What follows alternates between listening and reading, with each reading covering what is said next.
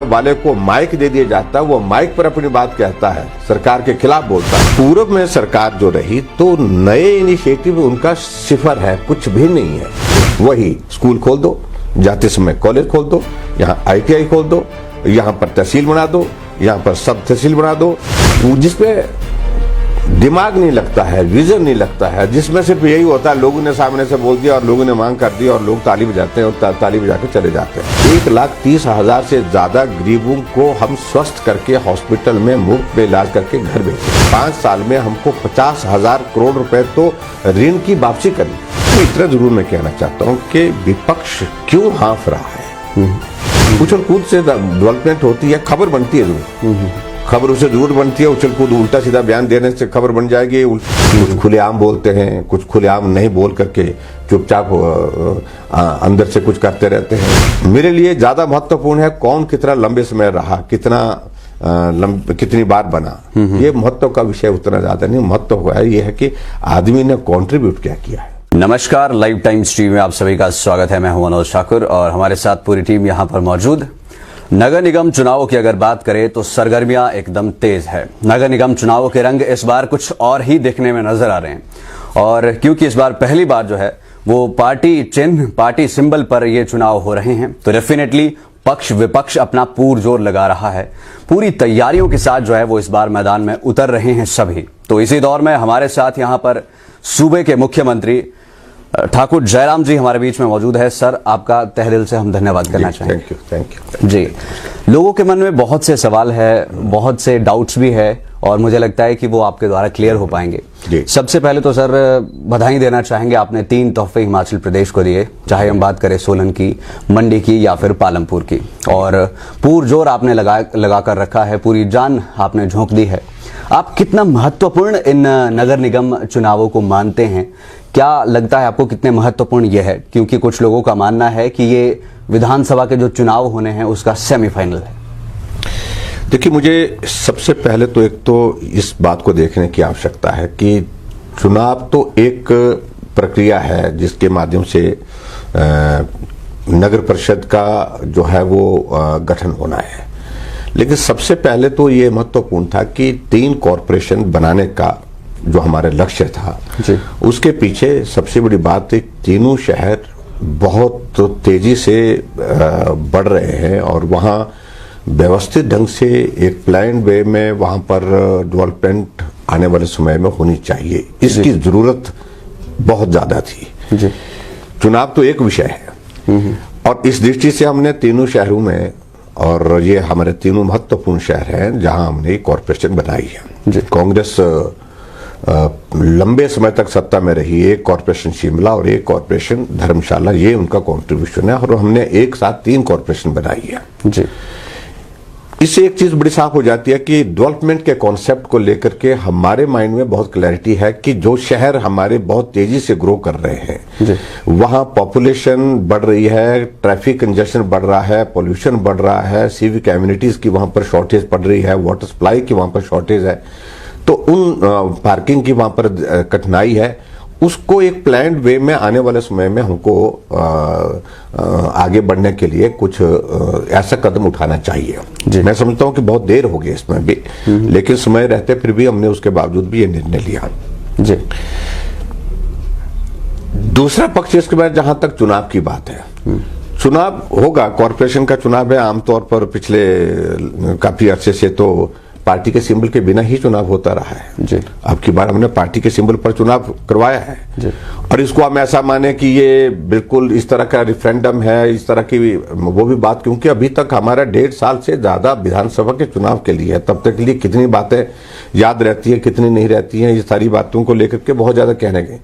लेकिन हाँ, इतना जरूर है कि दोनों पार्टियों को, हिमाचल प्रदेश में विशेष तौर से बीजेपी कांग्रेस, दोनों को एक अपॉर्चुनिटी मिली है कि हम लोगों के बीच में जा करके लोगों के बीच में अपनी बात कह करके जो कॉरपोरेशन का गठन किया है उसमें अपनी अपनी बात कहें और लोगों पर छोड़ दें। लोगों ने जिसको समर्थन देना, सहयोग देना, उसको लोगों पर छोड़ देना चाहिए। मेरा ये मानना है कि राजनीतिक दृष्टि से महत्व निश्चित रूप से है जब पार्टी का सिंबल है, और जब पार्टी का सिंबल होता है तो उसमें निश्चित रूप से ये भी होता है कि पार्टी के उनका नेतृत्व भी थोड़ा स्टेक पर लगता है, पार्टी सारी स्टेक पर लगती है, वो सारी चीजें तो हैं, लेकिन फिर भी उसको मैं ऐसा मान करके चलूं। हम देखिए, हम लोकसभा का चुनाव जीते, विधानसभा का चुनाव उपचुनाव जीते, पंचायतों के चुनाव जीते, तो हमको इसका मतलब तो हम यही मान करके चलेंगे भी अब हमारे सामने कोई चुनौती नहीं है, लेकिन हम मानते हैं ऐसा कि चुनौती फिर भी है।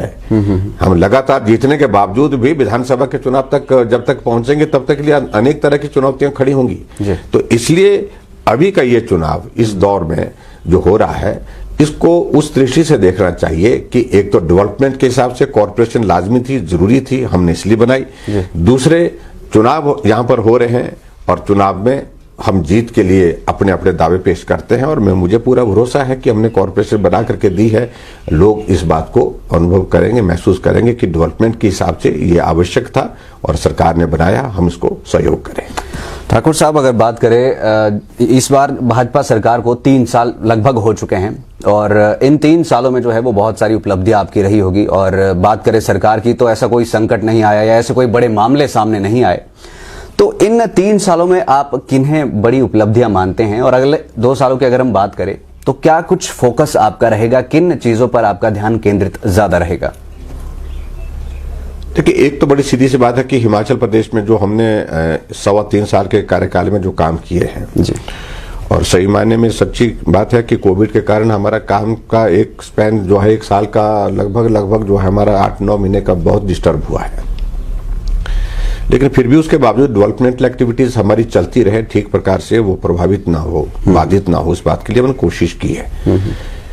जहां तक 3 साल के कार्यकाल में हमने अलग कंसेप्ट के साथ काम करने की कोशिश की है। हम 1-2 स्कीमों का जिक्र करें तो मुझे लगता है कि वो न्याय नहीं होगा। देखिए, हमारे प्रयास उस दिशा में है जो इनिशिएटिव आज से पहले मिसिंग रहे, लिए ही नहीं गए। रूटीन की चीजें करना, सरकार में यहाँ स्कूल खोल दो, यहाँ हॉस्पिटल बढ़ा दो, यहाँ पर सड़क बना दो, यहाँ पानी की स्कीम, ये सतत चीजें हैं जो चलती ही रहेंगी, समय के साथ चलती रहेंगी। और इसके साथ साथ में पूर्व में सरकार जो रही तो नए इनिशिएटिव उनका सिफर है, कुछ भी नहीं है। वही स्कूल खोल दो, जाते समय कॉलेज खोल दो, यहाँ ITI खोल दो, यहाँ पर तहसील बना दो, यहाँ पर सब तहसील बना दो, यहाँ पर मतलब इस तरह की छोटी छोटी चीजों को लेकर के ऐसे डेवलपमेंट जिसमें दिमाग नहीं लगता है, विजन नहीं लगता है, जिसमें सिर्फ यही होता है लोगों ने सामने से बोल दिया और लोगों ने मांग कर दी और लोग ताली बजाते हैं और ताली बजा के चले जाते हैं। तो विजन के साथ काम करने की जो जरूरत है, तो उसमें मैं कह सकता हूं कि जो हमने प्रयत्न किए, प्रयास किए, ठीक है कठिनाई आई, तो वो एक इंपॉर्टेंट चीज है। जैसे जनमंच, लोगों की समस्याओं का समाधान शहर में क्यों आए, दफ्तर में क्यों आए, गांव में क्यों नहीं होना चाहिए। जनमंच एक उस तरह का एक इनिशिएटिव है जो आज से पहले टोटल मिसिंग है। पूरे देश भर में जनमंच एक ऐसा कार्यक्रम है जहां भरी सभा में शिकायत करने वाले को माइक दे दिया जाता है, वो माइक पर अपनी बात कहता है, सरकार के खिलाफ बोलता है, लेकिन उसके बाद मंत्री अधिकारी बैठ करके उसकी बात को सुनते हैं, समस्या का समाधान करते हैं जी। और उसी तरह से जनमंच के बाद 1100 हमारा एक नया इनिशिएटिव है, घर बैठे लोगों की समस्या का समाधान। बिजली है, पानी की समस्या है, आप शिकायत करिए डेवलपमेंट, तो आपको पानी मिलेगा, बिजली मिलेगी, कहीं जो भी सुविधा आपको उस दृष्टि से जो करनी है, जो उसके माध्यम से की जा सकती है शिकायत के रूप में, उसमें आपको अपॉर्चुनिटी है। गृहिणी सुविधा योजना नया कॉन्सेप्ट है, 2,92,000 गैस के कनेक्शन घर में देना बहुत बड़ा एक अपने आप से है।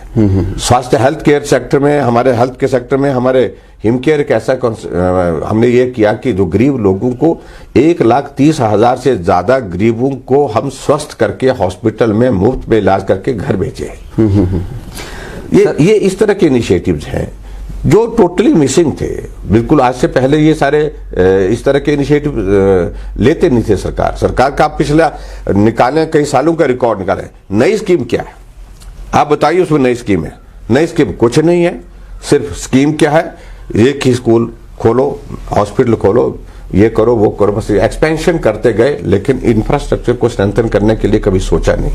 आज बहुत सारे स्कूल खोल तो दिए हैं, बहुत सारे कॉलेजेस खोल दिए हैं, लेकिन उसके बावजूद वहां पर इंफ्रास्ट्रक्चर वहां पर नहीं है, स्टाफिंग वहां पर नहीं है, हॉस्पिटल है वहां पर, इंफ्रास्ट्रक्चर वहां पर नहीं है, स्टाफिंग वहां पर नहीं है। तो ये विजन नहीं कहा जा सकता इसको। हमने इनिशिएटिव लिया, हमने कहा कि हमने ग्लोबल इन्वेस्टर्स मीट करनी है। क्यों? क्योंकि हट करके वो इनिशिएटिव था। हट करके इसलिए था कि गवर्नमेंट सेक्टर में जितने डेवलपमेंट के काम हम कर सकते हैं गवर्नमेंट के फंड्स के माध्यम से वो कर रहे हैं, लेकिन प्राइवेट सेक्टर की इन्वेस्टमेंट आए हिमाचल प्रदेश में, और हिमाचल प्रदेश में प्राइवेट सेक्टर की इन्वेस्टमेंट आने से हमारी डेवलपमेंट को ग्रोथ मिले, बूस्ट मिले, तो एक नया इनिशिएटिव था। तो ऐसे इनिशिएटिव जो है वो टोटल मिसिंग रहे पिछले लंबे समय, तो लंबे स्पैन से।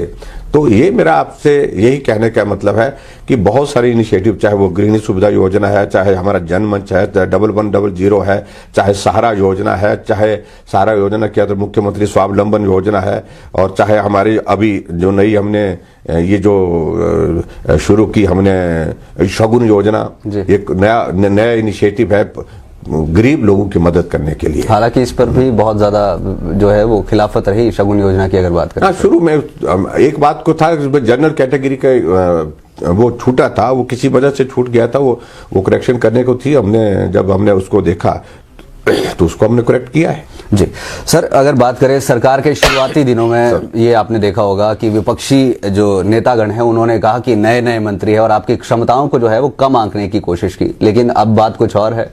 अब पैठ आपने बनाकर रखी है, तो क्या कुछ आप उनको कहना चाहेंगे जो विपक्षी नेता आप पर ऐसे आपकी क्षमताओं को कम आंकते थे या आंकते हैं? देखिए, मुझे तो सिर्फ उसमें किसी के बारे में उचित नहीं समझता टिप्पणी करना। वो उनका आकलन, अपना असेसमेंट अपने हिसाब को होता है। विपक्ष वालों ने यही कहना है और वो कह रहे हैं जी। लेकिन मैं इतना जरूर मैं कहना चाहता हूं कि विपक्ष क्यों हाँफ रहा है। गाली दे दे करके पिछले 3 साल के कार्यकाल में जो कहा जा सकता था, जो किया जा सकता है इन लोगों की ओर से, लेकिन उसके बावजूद लोगों की ओर से इनको सहयोग नहीं मिला। हिमाचल के लोगों ने मोटे तौर पर इस बात को की कि सहजता हिमाचल की संस्कृति का एक बहुत महत्वपूर्ण हिस्सा है।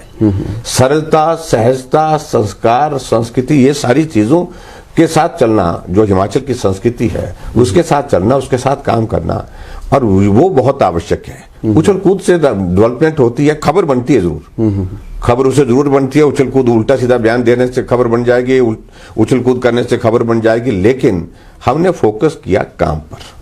काम पर काम। हमें इस बात का थोड़ा दुख जरूर है कि हिमाचल प्रदेश में, क्या ये पूरे दुनिया में ही हो गया, कोविड के कारण हमारा बहुत इंपॉर्टेंट एक पोर्शन काम का जो था, समय का जो था, वो बर्बाद हुआ।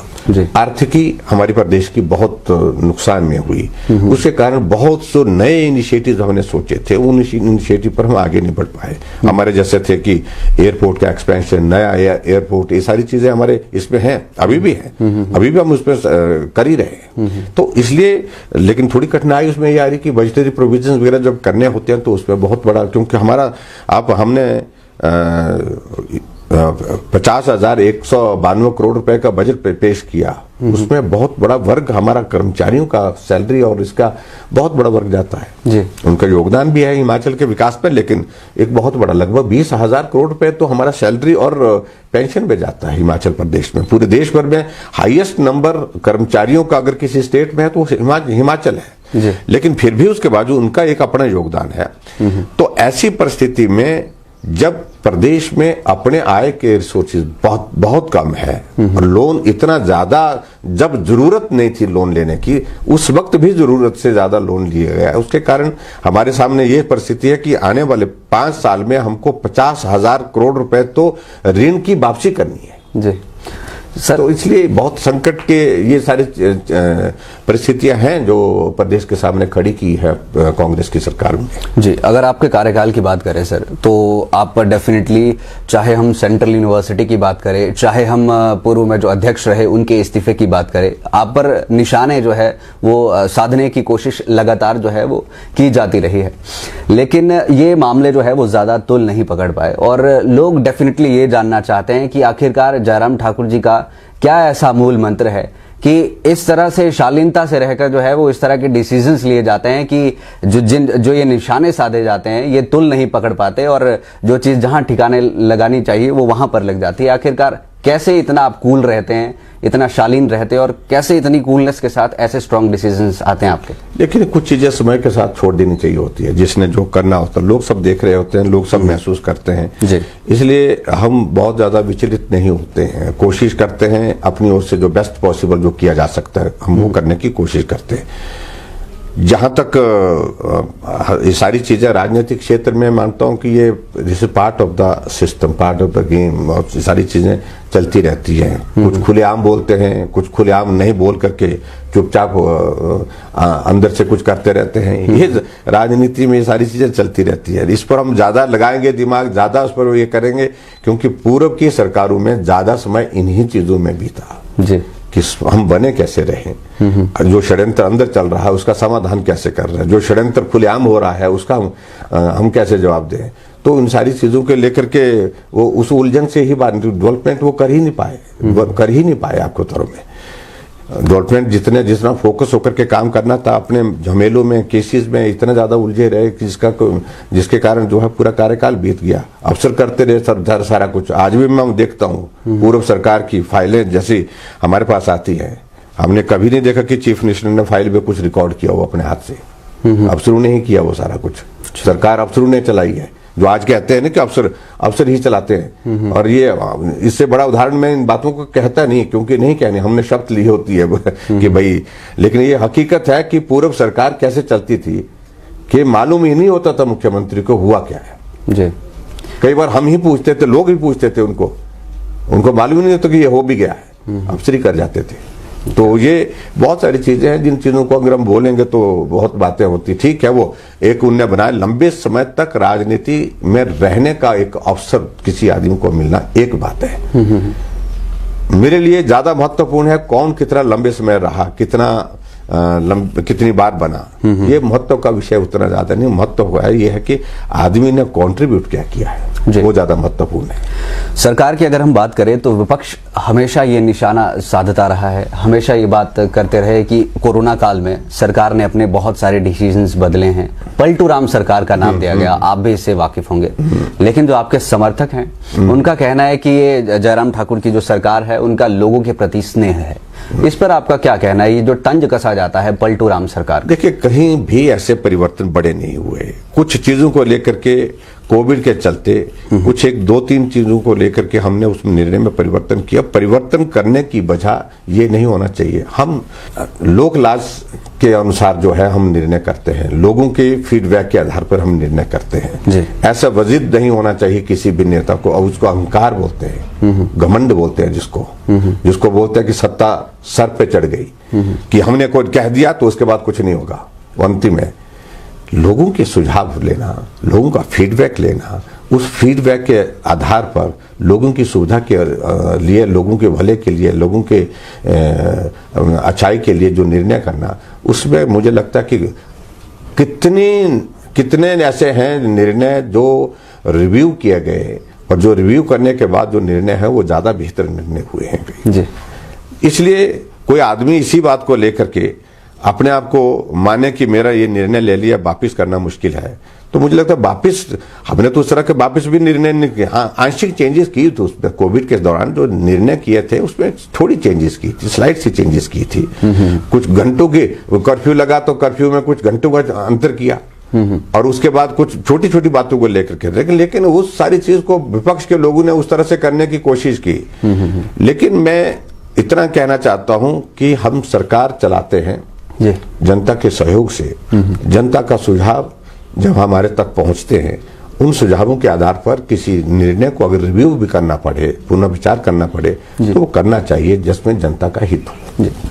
मंडी आपका गृह जिला है, तो यहाँ के अगर नगर निगम चुनावों की हम बात करें तो काफी ज्यादा हाई प्रोफाइल ये हो जाता है, और जी सर, जैसे आपने कर्मचारियों की बात की तो डेफिनेटली हिमाचल प्रदेश की अगर हम बात करें तो हिमाचल प्रदेश में बहुत से कर्मचारी ऐसे हैं जो ओपीएस की मांग कर रहे हैं और सरकार से वो उम्मीद लगाए बैठे हैं कि कभी ना कभी सरकार जो है वो डेफिनेटली हमारे बारे में सोचेगी। और इसको नगर निगम के चुनावों से या विधानसभा के चुनावों से इसलिए जोड़ा जा रहा है, जैसे कि आपने कहा कि कर्मचारी बहुत ज्यादा हिमाचल प्रदेश में हैं। तो क्या आप उनको संदेश देना चाहेंगे कर्मचारियों को? आप पिछले कल मिले भी थे, क्या सरकार इस दिशा में सोच रही है? क्या कुछ उनके लिए सौगातें आने वाली? जी देखिए, कर्मचारियों का एक बहुत बड़ा कंट्रीब्यूशन रहता है, समाज का एक बहुत महत्वपूर्ण वर्ग है वो जी। और हमें इस बात की खुशी है कि हिमाचल प्रदेश में इस कोविड के संकट के बावजूद सैलरी में कभी डिले किया ना पेंशन में डिले किया।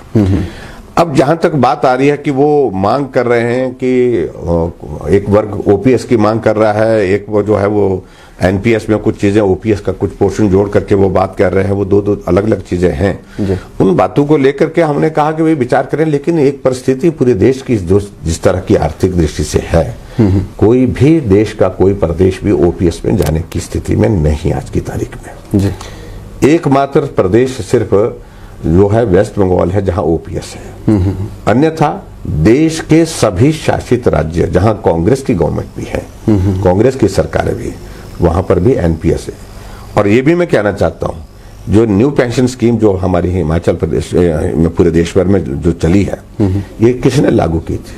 कांग्रेस की ही सरकार ने लागू की थी। कांग्रेस की सरकार 2003 में थी ना, तो 2003 में जो है वो इस एनपीएस को लागू करने के लिए आज वो बातें कह रहे हैं कि ओपीएस की बात कर रहे हैं। उन्हें मालूम नहीं है कि उनके ही जो विक्रमादित्य कहते रहते हैं ओपीएस की बात कर रहे हैं, तो उनको मालूम होना, अपने पिताजी से पूछ लीजिए अपने कि ओपीएस कब बंद हुई थी, जब वो मुख्यमंत्री थे वीरभद्र सिंह जी। तो इसलिए उनको इस बात को समझना चाहिए कि कांग्रेस की किसी भी सरकार में किसी भी प्रदेश में, अब तो सरकारें ही बहुत कम बची है उनकी जी, लेकिन जहां सरकारें बची है वहां पर भी जो है वो ओपीएस नहीं है जी, वहां पर भी एनपीएस ही है। तो यहां इसका कांग्रेस के लोग राजनीतिक मकसद के लिए जो बात कहने की कोशिश करेंगे, उसको कोई ना मानने के लिए तैयार है ना कोई सुनने के लिए तैयार है।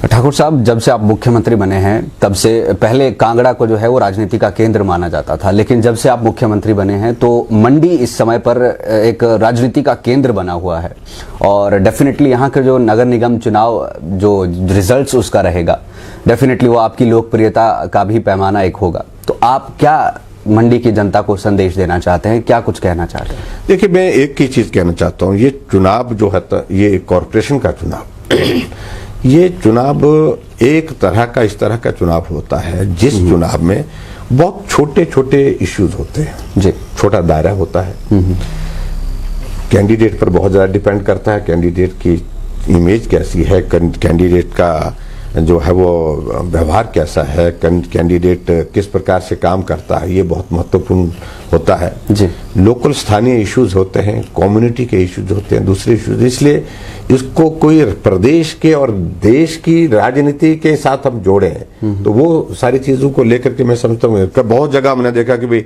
इंडिपेंडेंट जीत करके आ जाते हैं। और कारण ये होता कि वहाँ इक्वेशन बन जाती, लोकल लेवल पर ऐसी इक्वेशन बन जाती जिस इक्वेशन के हिसाब से वहां पर लोगों को सूट कर जाता है और जिता देते हैं। तो बहुत छोटे छोटे, तो ये बहुत बड़ा ऐसा नहीं है कि भाई ये ही एक पैरामीटर होगा, लेकिन इतना जरूर है कि पार्टी के सिंबल पर चुनाव लड़ रहे हैं तो पार्टी के लिए निश्चित रूप से एक जो जिसको बोल सकता है एक पैरामीटर होगा जिस पर आकलन करना, असेसमेंट करना ये बहुत लाजमी हो जाएगा। सर, यहाँ पर कोरोना को लेकर भी थोड़ी बात कर लेते हैं। लोगों के बीच में बहुत ज़्यादा डाउट है, लोग पूछ रहे हैं कि क्या लॉकडाउन लगने वाला है, क्या इतनी तारीख से लॉकडाउन लगेगा। अभी स्कूल और कॉलेजेस को भी थोड़े दिन के लिए बंद किया गया था, तो इस पर स्थिति थोड़ी सी क्या अभी स्थिति रहने वाली है, किस तरफ सरकार जो है वो जा रही है? मैं समझता हूँ हमको 2-3 दिन तक हम इंतजार करेंगे। 6 तारीख के बाद हम तुरंत इसका रिव्यू करेंगे जी। चिंता का विषय हमारे सब लोगों के लिए है क्योंकि बहुत तेजी से संक्रमण फैल रहा है और ये अब की बार को जो संक्रमण फैलने का थोड़ा सा हमको ये दिखता है कि ये पिछले वायरस जो पिछली साल का जो था स्ट्रेन जो था उससे हट करके है या क्या है, लेकिन इसका संक्रमण बहुत फास्ट है, यानी कि बहुत तेजी से बढ़ रहा है, इसमें दो राय नहीं है। यानी कि पिछले साल हमको जो है 2000 का आंकड़ा एक्टिव केस का पार करने में टुक काफी 2 महीने 3 महीने 3-4 महीने के बाद ये आंकड़ा आया था। लेकिन अभी तो ये कुछ दिनों में हो गया, 2000 आंकड़ा पार हो गया। तो ये थोड़ा चिंता का विषय है और ये स्थिति हमारे पूरे देश की स्थिति है। लेकिन असेसमेंट करेंगे। अभी हम चाह रहे हैं कि हमारे लिए ऐसी गुंजाइश बनी रहे कि हमारी इकोनॉमिक एक्टिविटीज प्रभावित ना हो। मतलब अभी लॉकडाउन, यानी लॉकडाउन की स्थिति में हम नहीं जाना चाहते हैं, एक बात। दूसरी बात, जो एकदम हमारा टूरिस्ट सीजन आ रहा है, पिछली बार का सारा टूरिस्ट सीजन हमारा तबाह हुआ है और बहुत सारे लोग जो है वो उसमें जो उनको रोजगार मिला तो उनको भी नुकसान हुआ, जो होटलियर हैं उनके व्यवसाय को नुकसान हुआ। तो अब की बार हम एकदम बिल्कुल शट डाउन कर दें, बिल्कुल लॉकडाउन कर दें, बंद कर दें, तो वो उचित नहीं। इकोनॉमी को बहुत इम्पोर्टेंट है आज की तारीख में सरवाइव करना। लेकिन ये भी बात सच है कि आदमी की जिंदगी से ऊपर तो कुछ नहीं है। अगर दौर ऐसा आएगा, ऐसी परिस्थिति बनेगी, ऐसी सिचुएशन बनेगी तो विचार करेंगे। लेकिन फिलहाल अभी तक हम कुछ रिस्ट्रिक्शन को और बढ़ा सकते हैं और उसके बाद फिर आगे की बातें उसके बाद विचार करेंगे। सर 2 प्रश्न अंत में मैं आपसे पूछना चाहूंगा, ताकि हिमाचल प्रदेश के सरकार के माध्यम से और केंद्र सरकार के माध्यम से जो विभिन्न प्रोजेक्ट जो है हमने स्वीकृत करने हैं वो जमीनी स्तर पर आसानी से जल्दी से काम कर सके, ताकि कोऑर्डिनेशन के लिए वहां पर कॉरपोरेशन अपने हिसाब की हो, अपने साथ चलने वाली हो, सहयोग करने वाली हो, तो उसमें हमें बहुत बड़ा एक लाभ मिलेगा। तो इसलिए मेरा मंडी की जनता से यही निवेदन है कि आप 7 तारीख को भारतीय जनता पार्टी को अपना सहयोग दें। आपकी भावनाओं का सम्मान हमने किया है और हमारी भावनाओं का सम्मान आप भी करें, इतना ही मैं निवेदन करना चाहूंगा। और जब कॉर्पोरेशन का चुनाव संपन्न होगा उसके बाद आगे की हमारी जो डेवलपमेंट की जो प्रक्रिया है उसको तेज गति से आगे बढ़ाएंगे। जी, तो सर 2022 वाले पे आप कुछ टिप्पणी करना चाहेंगे? 2022 के लिए वक्त है। निश्चित रूप से हमारा अब की बार का ये लक्ष्य है कि जो आज से पहले एक कमी छूटी है, सरकार बदलती रही 5 वर्षों के बाद, लेकिन अब की बार सरकार के बाद फिर भाजपा की सरकार, भाजपा के बाद फिर भाजपा की सरकार